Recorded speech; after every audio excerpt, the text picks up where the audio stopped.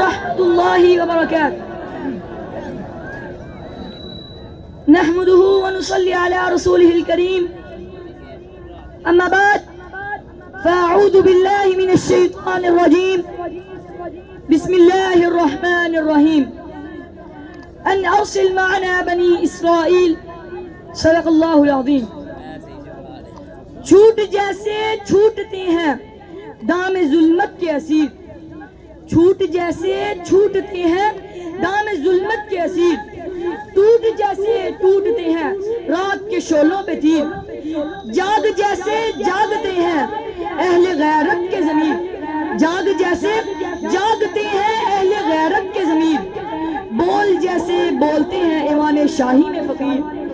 جناب صدر، میرا پاکستان سے وہ رشتہ ہے جو تتلی کا پروں سے، پنچھی کا اڑان سے اور ایک شخص کا اپنے نام سے ہوتا ہے۔ میری شناخت، میری پہچان، میرا عنوان پاکستان، یہ شناخت میرے آباء و اجداد نے بڑی جد و جہد اور قربانیوں سے حاصل کی ہے۔ کوئی شعلہ گوشائے تاریخ ملتا نہیں، کوئی شعلہ گوشائے تاریخ میں ملتا نہیں، صبح آزادی کا سورج بھیک میں ملتا نہیں۔ جناب صدر، محبت قربانی مانگتی ہے اور ہم کردار کی بجائے صرف گفتار کے غازی بن کر رہ گئے ہیں، اور جو کام ہمارے ذمہ کیے گئے تھے ان پر عرصہ دراز سے طوفان لگائے ہوئے ہیں، اور ہر زبان پر یہی شکوہ ہے کہ اس ملک نے ہمیں کیا دیا، اس وطن عزیز نے ہمیں کیا دیا۔ جناب صدر، کیا ہم نے کبھی سوچا، کیا کبھی اپنے آپ سے سوال کیا کہ پچھلے 77 سالوں میں ہم نے اس وطن عزیز کو کیا دیا؟ جناب صدر، کوئی جواب نہیں ملے گا۔ یہ سورج، یہ ستاروں کا جہاں کوئی نہیں دے گا، یہ سورج، یہ ستاروں کا جہاں کوئی نہیں دے گا، زمین کھوئی تو تم کو اما کوئی نہیں دے گا۔ صدر علی وقار، جب میں تاریخ کا مطالعہ کرتا ہوں تو میں دیکھتا ہوں کہ عزم و یقین کی تصویر، اقبال کی خواب کی تعبیر، قائد کے اندر محنت کی تصویر۔ میرا پاکستان لہو لہان جب ظلم و جبر کی شکنجوں کو توڑ کر دنیا کے نقشے پر روشنی بن کر ابھرتا ہے تو اردو جل کر کہتے ہیں کہ کچھ ماہ اور سال سے زیادہ جم نہ پائے گا اور دنیا کے نقشے سے غائب ہو جائے گا۔ مگر آج تاریخ کا منظر دیکھ رہی ہے کہ نہ صرف ہم قائم و دائم ہیں بلکہ ہم نے اپنی جد و جہد سے ثابت کر دیا کہ جب اپنا قافلہ عزم و یقین سے نکلے گا، جہاں سے جائیں گے رستہ وہیں سے نکلے گا۔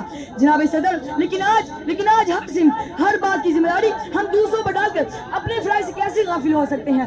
آزادی کے تقاضے یہ نہیں تھے کہ لا الہ الا اللہ کا کلمہ پڑھ کر غیروں کے آگے جھکا جائے، یعبدوننی لا یشرکون بی شیئا۔ آزادی کے تقاضے یہ نہیں تھے کہ ولا تقربوا الزنا انہ کان فاحشہ کو پس پش ڈال کر بے حیائی اور فحاشی کو عام کی جائے۔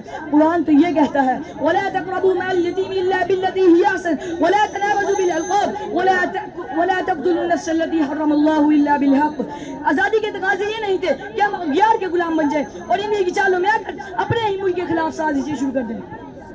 یورپ کی غلامی پہ رضامند ہوا تو، یورپ کی غلامی پہ رضامند ہوا تو، مجھ کو تو گلا تجھ سے ہے یورپ سے نہیں۔